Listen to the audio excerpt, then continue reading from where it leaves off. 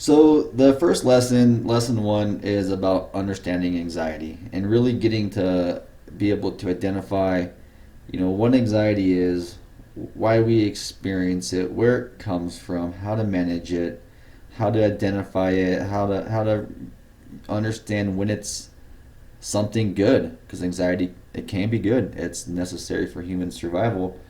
But most of the time when we experience it, it's not. It's fake. It's not real. So getting the understanding of just the entire phenomenon of anxiety is going to really help you control it. It's not going to be this mysterious entity that makes you freak out anymore. It's going to have, you know, um, a context for you to begin to manipulate it, work with it, get past it, and really just have a relationship with it. As funny as that sounds, so really, if you're a note taker, take notes. Do your own research if you feel like you need more or you want to verify anything that I say. But this whole first lesson is just about getting to understand what it is all about. So I think you'll find that there's a lot of good information in this lesson, and this is the foundation for the rest of the course. Because if you're not paying attention and you're not really getting what this first lesson is all about, when you go to the other lessons down the line and you're actually, in your planning and your booking process and you're on your flight and you're on the way, you're not going to have the knowledge and tools to understand what it's all about. So please pay attention to this course, and I hope you get a ton of great foundational knowledge from what we're going to go over. So first, we'll go over some facts about anxiety, and these are facts that I pulled from the Anxiety and Depression Association of America, I believe. There is a link to their organization right under the headline of this slide, and this is where I pulled these quotes from. So they're a very large and a very prominent organization of people that are all about understanding, treating, helping with anxiety and depression. So they can be a very useful resource if you want to learn more. So let's just go over some of the basic common facts, because it'll help you get an understanding of what we're dealing with here. So travel anxiety, or the fear of traveling, is known as hodophobia, and it's a very common issue for many people. Anxiety disorders are the most common mental illness, and I put it in quotes because I think mental illness is a loaded term, but whatever, that's what they say. In the US, it affects 40 million adults over 18 years old. So 18% of the adult population suffers from some form of anxiety. Not specifically travel anxiety, but just anxiety in general.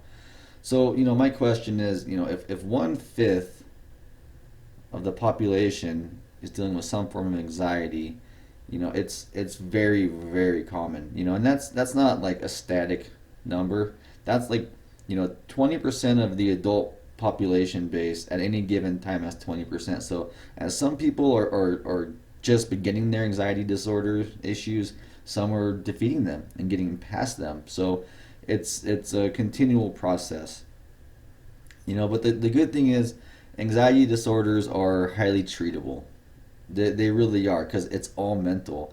I don't believe that travel anxiety and anxiety in general is you know it's something that can be defeated. It really can be, and that's why we're here, and that's what this course is all about: defeating your anxiety under the context of travel anxiety or hodophobia. Unfortunately, not even 40% of those suffering are getting treatment. So if there are 40 million adults suffering from anxiety right now, not even 40%, so 16 million of them aren't getting any treatment. Sorry, not even 16 million. So there's 24 million, 25 million people that are getting zero treatment, which is a shame. To me, those are all people that can easily be helped, and it's also just, it's that there's so much light at the end of those tunnels, but people are dealing and living in the darkness that it's it's something that I love spearheading as a fact of let's help people.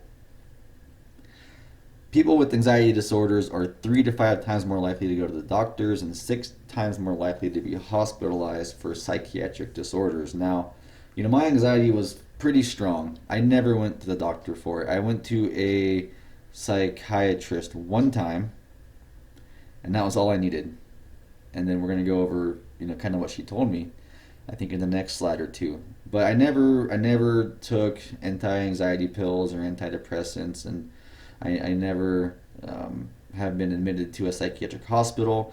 If you can avoid that at all costs, do it. Because from my understanding, as soon as you get on anti-anxiety or some kind of medication for that kind of stuff, or get admitted to a psychiatric hospital, that's kind of on your record, and that could spill over, be an indicator for other organizations or people that you have that issue. And the thing is, like, you can have anxiety disorders one year that cripple you, and then work through them, and then not have them at all in a year or two or three later, but you're still labeled as someone with a psychiatric disability, which is bad in my opinion. So try to avoid that. Anxiety disorders develop from a complex set of risk factors, including genetics, brain chemistry, personality, and life events. So there are many factors that commingle, that could commingle to create your anxiety, and we're gonna dig into those. I think genetics can play a big role. Brain chemistry, of course. That's where it all comes from. And then life events. I think for me, life events was like 90% of my anxiety, and we'll go over that in detail as well. So 1 in 13 people globally suffer from some form of anxiety. It's a global issue, and people are always dealing with it. So you're not alone. So if you have any inclination that this is your solo battle, you're totally wrong. Not everybody, but many people have anxiety issues, and I think at some point in time in almost anybody's life that someone gets anxiety. So there's a lot of light at the end of this tunnel, because it's highly treatable, and people come in and come out of this anxiety disorders frequently. So utilize these facts, make the most of them, and let's look at what really anxiety is in a little deeper sense right now. So what is anxiety? What is it? It can feel like such a real thing, right? It could alter your entire physical existence and what you do with your life, and we don't even really know what it is. So it's deep rooted in our psyche, and it's part of your area in your brain that's responsible for your fight or flight mechanism. And there are two main components: worry and fear.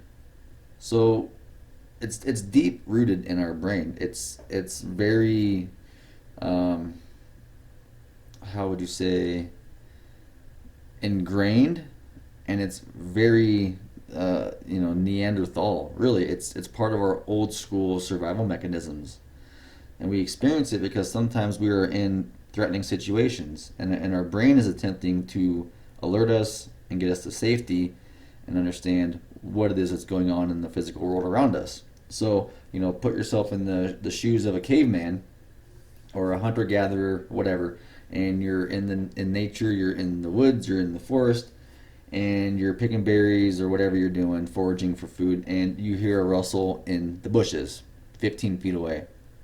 Now, if you were to not notice that rustle in the bushes and just go along with your day and do what you do, there's a good chance that's a predator. Whatever, it's a tiger or a bear or something that wants to eat you, essentially. When your brain subconsciously notices stuff like that, notices like the rustle, the something's over there, it's under the surface. It's not conscious. It's subconsciously. It's trying to understand: is there something in my area that puts me in danger? So when people do hear those noises and they're foraging for food, or they're out in the wilderness, and you get that sense of fear, That's your subconscious trying to alert you and saying, hey, something's up. Something's up. Get aware, check it out, make sure that you're not in danger, and then, move on from there. Take the correct course of action depending on what the situation is. So there's a real, like, life or death purpose to anxiety. And if we didn't feel anxiety, we might not have evolved into who we are now, because people may have gotten eaten or killed because they weren't subconsciously aware of the danger in their surroundings. So it's really important. It's not like, anxiety is a good thing in many ways.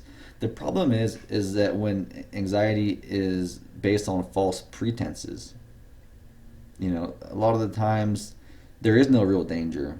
A lot of the times there's nothing to be concerned of, but your subconscious is alerting you for whatever reason, right? And we'll get into that next slide, I believe. Without anxiety, we have a hard time surviving, but our brain tends to over apply it. And most of the time, especially in situations that we're talking about with traveling, there is no danger at all. There's no reason to have any anxiety or any fear. It's totally based on false motives or pretenses or situations, perception, but it's always there. So understanding that is really very, very critical. So we over apply it. And, this is the one thing that I got from my psychiatrist. It made the $140 that I spent worth every penny of it. She just mentioned the word. She said, don't catastrophize everything. When I was talking about going to Costa Rica to her, and I was telling her, like, what if this happens and what if that happens? She said, don't catastrophize. And then when she talked about what it means to catastrophize things, it all came clear. When you think of the worst case scenario, you want to go on a flight to Japan, and all you can think about is a potential earthquake or the flight crashing or getting deathly ill. That's when you maximize the worst case situation, and that's what I did for most of my travels. And I just thought of, oh, well, I want to go do this, but what if that happens? And what if that happens? And then just maxing out the potential for badness, like just catastrophizing everything. It's just the worst case scenario, and that worst case scenario approach is what paralyzed me. Because every time I look at doing something, I think about the worst case scenario. Now, if you're thinking about taking a trip somewhere, if you're thinking about giving a presentation at work, if you're thinking about anything that's challenging for you and all you do is focus on the worst case scenario, yeah, you're going to give yourself anxiety. So all I was doing when I was trying to prepare for my trips was think about the worst case scenario. And it's not what you want to focus on. Because then you just then you make it real, and then you let those potentialities stop you from acting, and then it makes it even more real.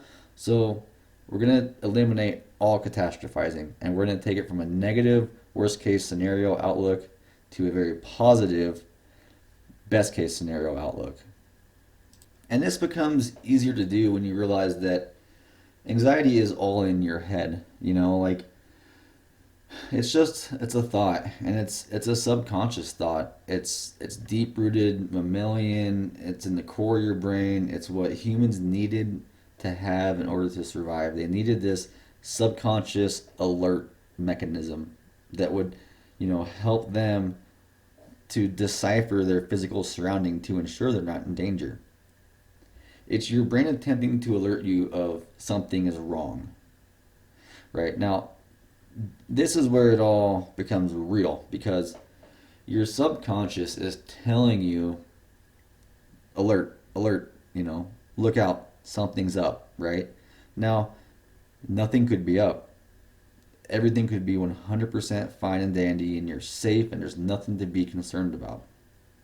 However, your subconscious is triggered by something, and then in turn it makes it real, because it makes it physical. Because once you're triggered and your anxiety starts to manifest itself, your heart rate increases. When your heart rate increases, your breathing can increase, your pupils can dilate, your blood vessels can constrict, you can get a feeling in your stomach, the hair on the back of your neck can stick up. So you have this subconscious, automatic mental trigger that immediately affects your physical world and your physical being. And that's where it gets dangerous because usually it's a positive feedback loop. So when your heart rate increases, your breathing increases, then you notice the anxiety. Then you notice like, oh snap, something's up, something's wrong. And then once you realize something's wrong, something's up, that realization causes your heart rate to increase and your breathing to increase and your pupils to dilate and your blood vessels to constrict even more.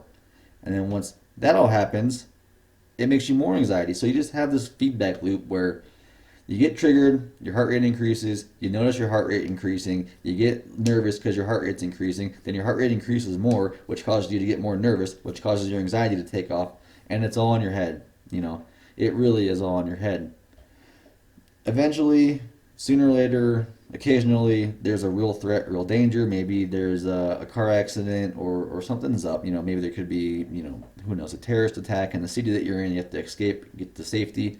That's real. And that's why we still need anxiety. But 9 out of 10 times, it's all just based on a false alert. So it's important to get out of your head. And for me, what I do when I start to feel anxiety, I'll look around. I'll say, wait, like I just got triggered. Something did it.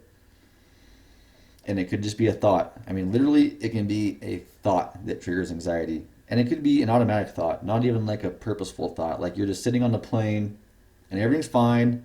And then you have a random thought and that triggers anxiety. And it's like, what the hell? Like 3 minutes ago, I was fine. Now I'm like sweating bullets and my hands are all sweaty and I'm all shaky and nervous and my throat's dry. You just got to get out of your head. Analyze the world around you. Assess it. Are you in real danger? No. Chances are you're not. And that's really an important part of just anxiety. Realize that it's a mental phenomenon that triggers physical, um, a physical chain reaction, and that chain reaction can make your mind worry, which can increase the chain reaction, and then you can just spin yourself into this feedback loop of just craziness and anxiety. You gotta get out of your head. You gotta stop it right there, because chances are you're totally fine.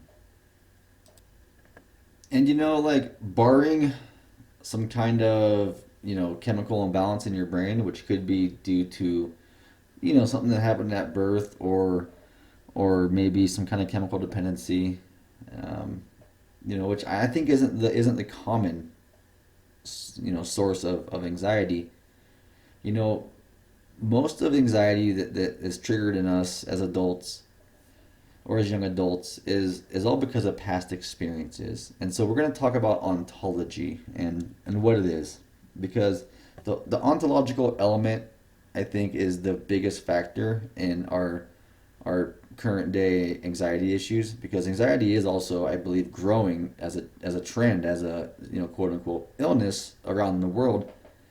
And I think the ontological element is the root of it all. So ontology is the study of being with respect to metaphysics and the human condition. So it's kind of one of those like real, I don't want to say hippie, but like just a real like metaphysical, ethereal idea, concept, philosophical to some extent, where who you're being now is based on past experiences, right? Based on past lifestyle happenings. Now, I like to explain this with a theory called the tabula rasa theory, which is basically a blank slate. I think it was John Locke, some famous historical person who essentially created this term or helped popularize it. But when you're born as a human being and you go through life, especially as a young kid, things happen, right? Something happens when you're younger, when you're an infant or baby, and then when you're pre-adolescent, and then when you're a teenager, that helps shape you. Things happen in your life that shape you. Maybe your parents got a divorce, maybe you're in a car accident, but generally there are emotional traumatic occurrences that happen when you're younger, and without knowing it, they automatically kind of set you in a course of who you are. Like when my parents got divorced when I was 12 years old. I went from this nucleus type family with, mom, dad, and a bunch of siblings to nobody. My parents split up. Um, parents went one way, siblings went the other way, and I was kind of all alone. And I have this now. I have as an adult, I have fears of being abandoned and being lost, and those the feelings of abandonment and being lost have followed me my entire life, and that's what triggers my anxiety a lot of the time is being abandoned or lost. And I realized that through a lot of self-discovery, those current day anxieties in myself exist because of something that happened years ago, decades ago, that I had no control over. So chances are a lot of your anxiety, whatever it is, and we'll go into some certain triggers and help discover your triggers and your anxiety issues here in a little bit. But whatever it is that is being subconsciously triggered now in your life that gives you anxiety with respect to traveling is, I would say, 95% chance happening because something happened in your past that reminds you of that. That might sound kind of hard to get your head around, but we're going to go into it a little more. But your brain is hardwired, and you have a certain way your brain works. And a lot of the ways that you do things now, a lot of who you are, what you're all about, is because of things that happened when you were a kid. And you don't even know it. Like I said, some event happened when you were young, when you were 7 years old, and it like traumatized you, but not in like the whole I need help, I'm super traumatized, but like you just kind of like found a way to deal with it on your own, but it altered your existence, your destiny. And a lot of my travel experience with anxiety and yours is probably because of that as well. So realize, like, as we work through like what it is that triggers your anxiety and why you have it, think back to the past. Like if something like say if traveling gives you anxiety because you're really really afraid of not being able to speak the language that you're in and feeling out of place, look back into your past. Say, when I was a kid, when I was like 5 or 8, 9, 10, 13 years old, what happened that made me fearful of not being able to communicate? And then I'd be willing to bet you'll find something that was dominant in your mental database where you were afraid to communicate, and then you're just taking that situation and you're basically extrapolating it, or you're bringing it from your past into your present. So your anxiety isn't even based on a present day concern. Your anxiety to do whatever it is you're afraid to do is based on something that happened years ago. And understanding that is going to help you get past your anxiety so much, because you realize that when you're subconsciously triggered as an adult and you look around and everything's fine in the world and you're not in any danger, you're going to say, that was just my past reliving itself. And then as you start to grasp that and then and make it something that you're really aware of, every time you have anxiety, you're going to find 90% of the time it's all based on something that happened a long time ago. And you'll start to chip away and get rid of it.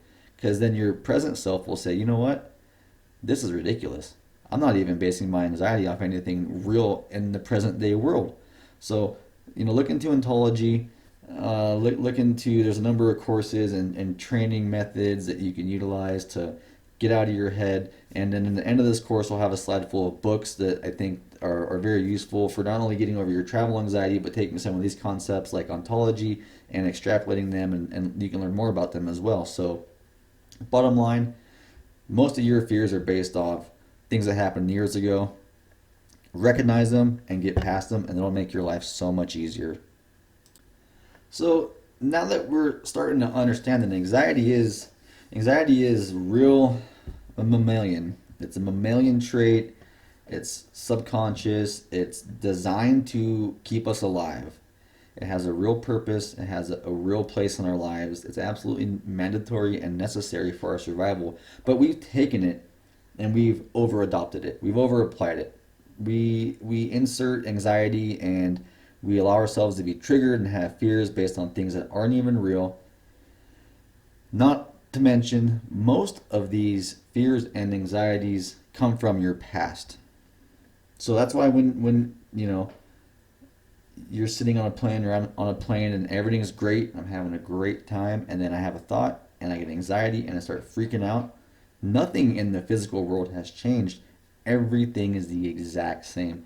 But there's just some kind of recollection in my mental database that triggered this thought, which made me think of this scary moment, which made me have sweaty palms and an increased heart rate. And then I realized my anxiety was kicking in, so that gave me even sweatier palms and a worse heartbeat. And so it's all just based off nonsense, really, for the most part. 99% of the times, anxiety is not even useful. But there's that 1% where it'll save your life. So let's not dismiss anxiety as a bad thing. Let's just realize that we're over applying it. The best part is you can outthink yourself of anxiety. The power of positive thinking is huge. And this is a topic and concept that's been getting very popularized in the last 10 or 20 years called neuroplasticity. Like I said, the brain is hardwired. It creates channels. When you have a hobby or a habit that you do every day, it really digs a channel in your brain. And the more you do that one thing, the deeper the channel gets. And every time you try to jump out of that channel and do something new or different, your brain wants to pull it back in. So you have anxiety, and you have anxiety that stopped you from doing what you want to do, getting on a plane, traveling, going to new countries, traveling to see your even friends and family across the country for Thanksgiving. That might be even too much for you to do right there. And every time you don't overcome your anxiety, you just dig that channel in your brain harder and harder and harder, and every time you try to get out, it pulls you back in. But you can change that. You can change the actual physical shape of the channels in your brain through positive thinking. You can outthink yourself. Now, like I said, the more you do a certain task over time, the harder it is, but it can still be done. I think a big part of that, you can't teach an old dog new tricks. That whole saying, that's because of that. Because that old dog's brain is just programmed, and every time it tries to jump out, it gets pulled back in. But for humans, we can understand that, and we can actually overcome it. So be positive. Be positive. Whenever something negative comes into your brain, whenever you start making start catastrophizing something, you start looking at the worst case scenario, stop immediately. Stop immediately and think of the best case scenario. I'm telling you, this works. Every time I get into a negative mindset or start thinking of the worst case scenario for a trip, I start immediately, I recognize it within 3 to 5 seconds and say, flip it on its head. Think of the best case scenario. Instead of thinking, oh, I'm going to go to Thailand and get stuck in a giant tsunami and get killed, because that happened. The Boxing Day tsunami in Banda Aceh killed over 250,000 people. It's terrifying. It's super sad. But every time I start thinking of something like that potentially happening on one of my trips, I say, nope, let's flip it on its head. We're going to have the most perfect time in Thailand. It's going to go seamless. We're going to eat the best food and get perfect weather and have a great time and drink and have fun, but not drink too much and have too much fun. And we're not going to miss any flights. And and before I know it, that whole thought's gone. And there is no worst case scenario. There's no best case scenario. There's just being complete with my little anxiety episode, getting past it and moving on. And it really helps. So train yourself to think positively. Train yourself to be positive in the airport. Train yourself to be positive on the plane. Train yourself to be positive when you're booking your flight. Train yourself to be positive so every time you have a negative thought and you have a worst case scenario or think of all the what ifs and all those things that could happen, jump past it. Power through it, power through it, power through it with positive thinking. And over time, it will work. Will it happen the first day?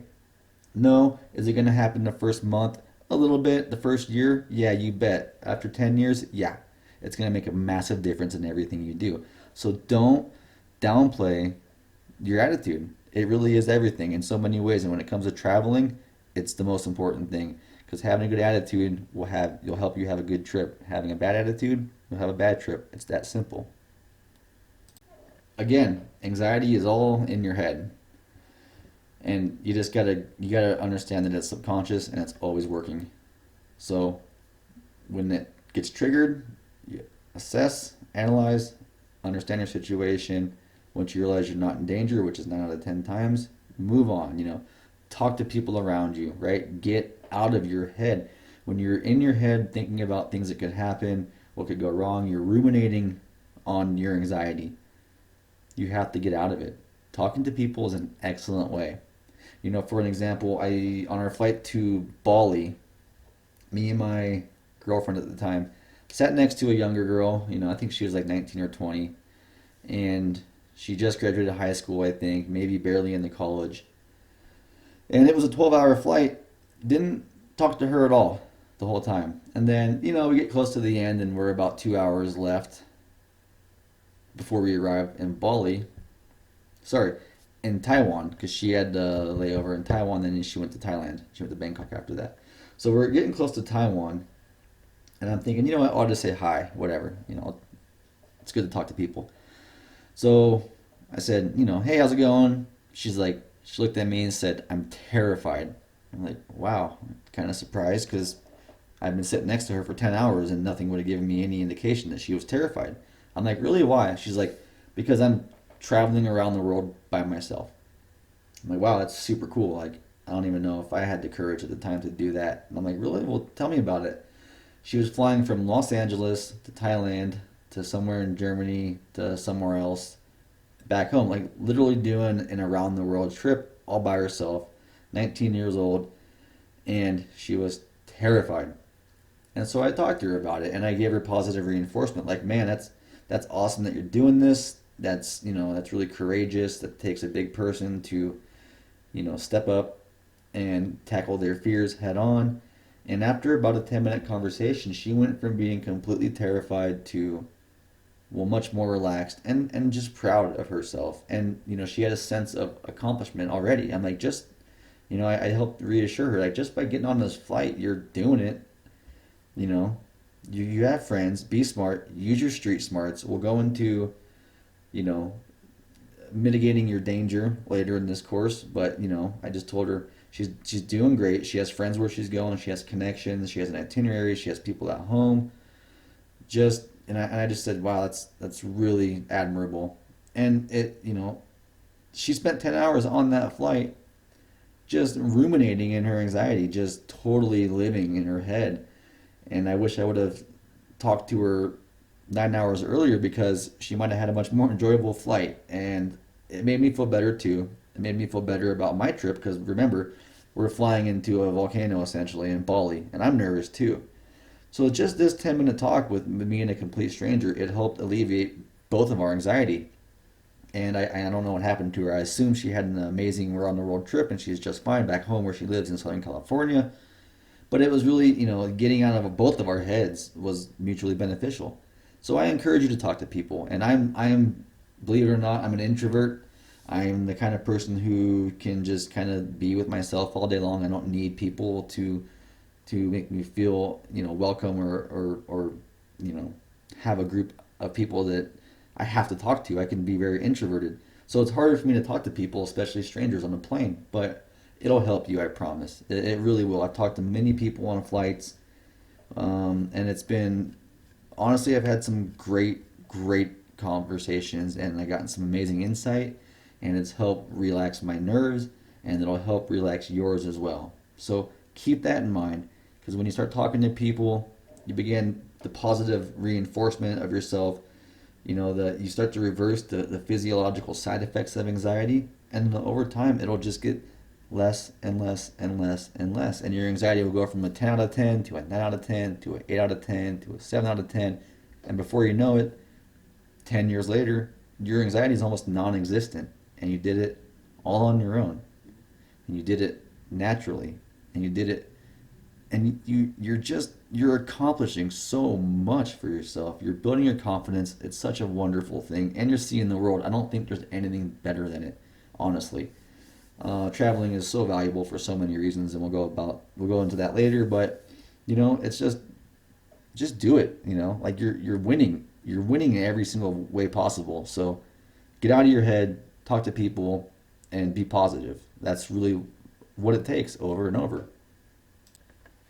Another tool you can use to defeat your anxiety is meditation, and meditation is so valuable. I can't even really begin to explain it. I don't meditate nearly as much as I would like to or should if I wanted to live the healthy life that I desire to. But meditation, especially when you're dealing with anxiety, can be infinitely valuable. First off, when you meditate, it'll calm you down. It lowers your breathing. It slows your breathing down. It'll lower your blood pressure. So obviously, if the two main side effects, physical side effects of having anxiety, are an increased heart rate and faster breathing, you can immediately reverse that by meditating, because it'll lower your heart rate, it'll slow your breathing down, and then you immediately start to reverse your anxiety. So, I mean, just that right there is really, really valuable. Just being able to use meditation to reverse the physiological side effects of anxiety is great, but there's so much more to it. There's been numerous studies done. Meditation helps grow the gray matter in your brain, and the gray matter in your brain, um, it does a lot. When you grow that, and meditation has been proven scientifically to grow gray matter, and you can research that. I'll post some clips, some links, some videos about some of these studies and what the benefits are of gray matter at the end of this course. But it not only can it help reduce your stress and anxiety, it can also increase your memory, your empathy for others, your self-consciousness. It can just ground you. And it's funny, you hear like in a lot of professional courses, meditation's a big deal. High-level professionals, billionaires, they talk about the value of meditation, and it's almost counterintuitive because people say, well, someone incredibly busy, multi-billionaire like Elon Musk, as an example. I don't know if he meditates, but he's my example. He's so busy, he's so slammed. How can he afford to take time out of his day to meditate? Well, here's the thing. When you have so much going on in your brain, you have so much going on in your mind. We have smartphones, we have so many distractions, and our attention spans are getting so short. Meditating can inadvertently help you prioritize your thoughts. So instead of having 60 different thoughts and 60 different inputs into your brain, and trying to consciously figure out which one should I focus on and which one should I gravitate toward and which one should I put energy into, and not going anywhere, meditation, believe it or not, can help slow down the way your brain functions. So it eliminates the noise. So when you go to make a choice, there's less to focus on, and it helps clarify what's the most important thing. It helps put you in tune with your true self, your authentic self. So when you can easily sift out all this noise, you can totally just kind of like wade through it, and you'll much easier be able to figure out what's important for you. What do you need to focus on? And then by doing that, all the other 50 things that are in your brain, that noise will just subside, and you'll get much more clarity. So billionaires and highly, professional people, or really busy people, they meditate because they know that they just have an overload. They have too much going on in their head. They have too many people talking at them, and too many decisions to make. So they meditate to slow everything down, help their brain process much more thoroughly, and then make the decision that's the best for what they need to get accomplished. So, meditation is wonderful. It's great. I need to meditate more personally because I've gotten so much benefit out of it. And on another side of benefit, people are being trained to have short attention spans. With smartphones and the inundation with sponsors and advertisements and all just the garbage that we deal with on a daily basis, studies have been done that say now the average American attention span is like 8 seconds, which I think is comparable to that of a goldfish. Think about that. Our society and our addiction to smartphones and information and technology has literally taken our memory span. It's kind of ironic. Lost focus. And it's making it as short as a goldfish. Meditation can help get that back, help you focus, help you have a long attention span. So that way you can have much more clarity, get much more done, and be much more thorough in your actions and choices. So meditation not only will calm you down, lower your heart rate, lower your breathing, help you get back to your own natural self. It also can do so much more for you. So please check it out. It's incredibly valuable. So now that we have a foundational understanding of what is anxiety, how to defeat it, how to get past it, how to work with it, breathing and meditation and positivity. Let's talk about some triggers, because the triggers that's going to be the genesis for all of your anxiety. So I listed a handful of triggers. Chances are that you're gonna some of these will resonate with you. Chances are they all won't, and then chances are there's some that I didn't even list. But let's get through them and look at them, because these are the ones I think you'll encounter a little more often than not when traveling. So, the feeling of being stuck, that is one of my worst triggers. And I grew up in Southern California, and I dealt with the traffic down there, and that's being stuck. So when I'm on a plane, like when I travel, everything's fine as long as I'm moving forward, right? As long as I'm getting progress. But the minute I get stuck, oh, flight delayed, 6 hours, you're stuck at the airport. Shit. Or you're on the plane, you're bored, the jet bridge is off, and you start taxiing, and then you're stuck on the tarmac for an hour. That drives me nuts, bonkers. Being stuck can be an incredible trigger for me. And when I get stuck, what do? I stop, look around, realize you're just sitting here, you're fine, and move on. I smile, I think good thoughts, seriously. Because I've never been stuck and been in danger, I've always just been stuck. Now, the feeling of not being in control, I'm kind of a control freak, so the one thing I love about traveling, and I absolutely now I love it so much, because I'm a control freak, like I said, and when you're traveling, you're out of control. You have no control. The only thing you control really in life is your thoughts and your actions. And your thoughts you can't even really control most of the time. You can control a small percent of your thoughts when you're actually conscious, present to yourself, which isn't often for most people.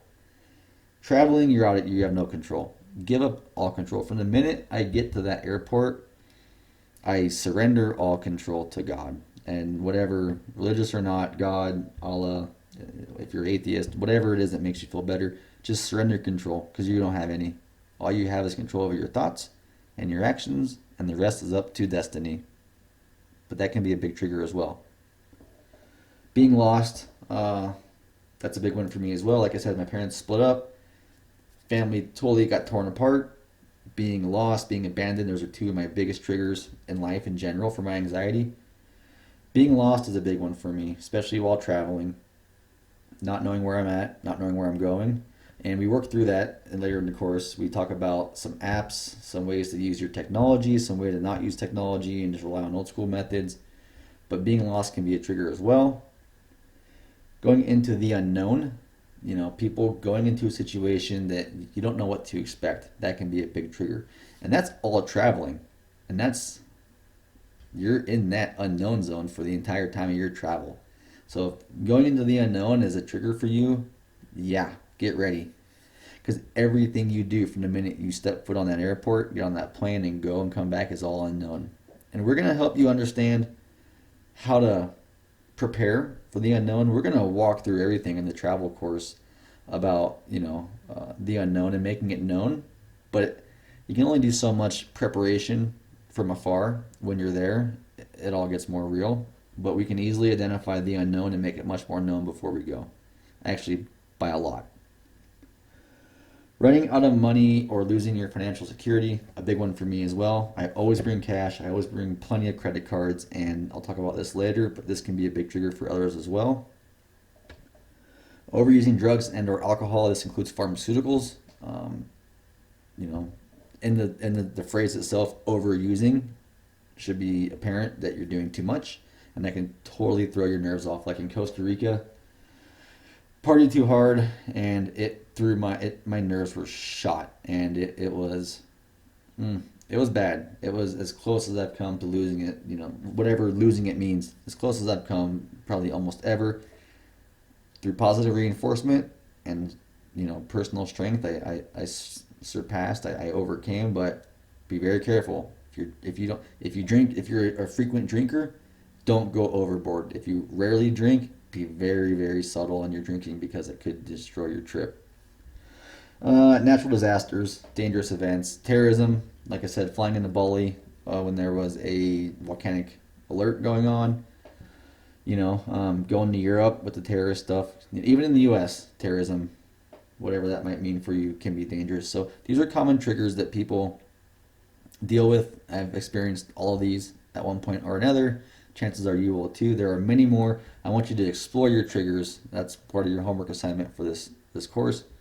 Explore your triggers. Start thinking about what it is that triggers you, and then identify your trigger, and then try to trace it back to its origin when you were probably young, or maybe you have the going into the unknown as a big trigger, and you first felt that sensation going into high school, like your first day of high school, going into the unknown of high school. That was a big deal for me, actually. I was super nervous. Well, my unknown now is basically because of that fear. So stop reliving your past. Stop letting your past anxieties infiltrate your present self and destroy your future gratification. So let's look at some of your triggers. These are the common ones. I'm sure you can think of some other ones, but these are something to be aware of, and we're going to address all these as we go through the course. And now let's talk about, something I like to call alternative reality treatment. And this is something that I developed, on my own, just through what I've learned and my experiences in life. And this has probably been the most powerful tool that I've had at my disposal to get on the plane, book the ticket, go somewhere new, and travel, because this is what used to stop me in my tracks. And it was, based on worst case scenario logic and catastrophizing things. And my old excuse was, oh, I want to go to, let's say I want to go to Spain, but what if this happens? Or I want to go do this, but what if that happens, right? So there's always this what if, and people generally frame the what if in a negative light, which is why you have anxiety, which is why you're not traveling, which is why you're listening to me right now. So after I think it was getting ready for my Costa Rica trip, maybe a little after. Might have been after I started, traveling a little bit. But I started to think to myself, what if this happens, and what if that happens? And then going, yeah, you're right. What if that happens? I should not go on this trip, right? That was my logic. Well, what if this happens? What if the plane crashes? Yeah, you're right. What if the plane crashes? You should not go on this trip. Okay, think about that. Not doing something that you want to do because of a potential future danger. It's nonsense. You'll never grow. You'll never grow the way you want to if that's your MO.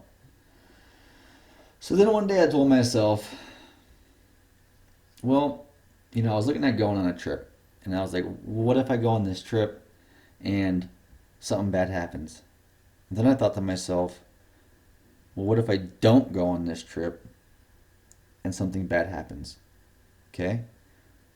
Think about that. Think about the idea that you're planning a trip for a week or 10 days, and you want to go, but you're like, wow, what if this happens? And what if that happens? Right? But think about it if you don't go and something even worse happens. What if going on that trip is going to save your life? What if you not going on this trip you're looking at doing, what if by staying home you get in a car accident and something bad happens? Or you slip and fall, or fall off a ladder, or you're a victim of a random criminal, event. You don't know what the future is going to hold. So ask yourself this. The next time you're trying to plan a trip, or you're thinking about where to go, and your brain is telling you, well, what if that happens, and what if this happens? Say, screw that. What if this trip's going to save my life? And what if I don't do this trip and I stay home, I die? Or I just get hurt, or something bad happens? So once you realize that the future is yours to create, it's not, there's option A, there's option B, option C, and option everything else. You don't know what the right door is going to be to further yourself. You don't know what choice is going to give you the maximum benefit and value for your life.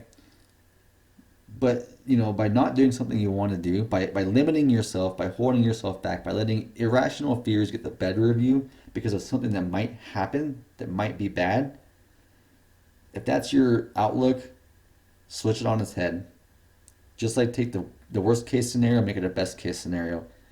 Do that with this and say, well, I'm not going to stay here and not do this trip because something bad might happen if I let my fears defeat me.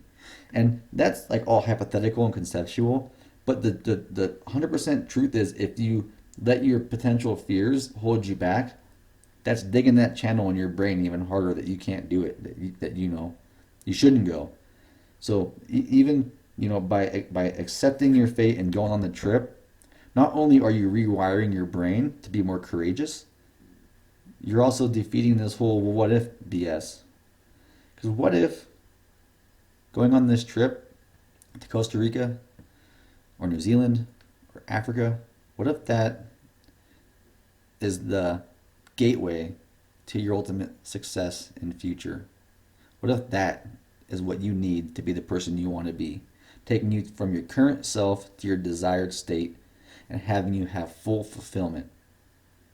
So whenever you're looking at an opportunity and you're afraid to do something because it's challenging you, and it's the what ifs are getting you, think of the what ifs if you don't do it.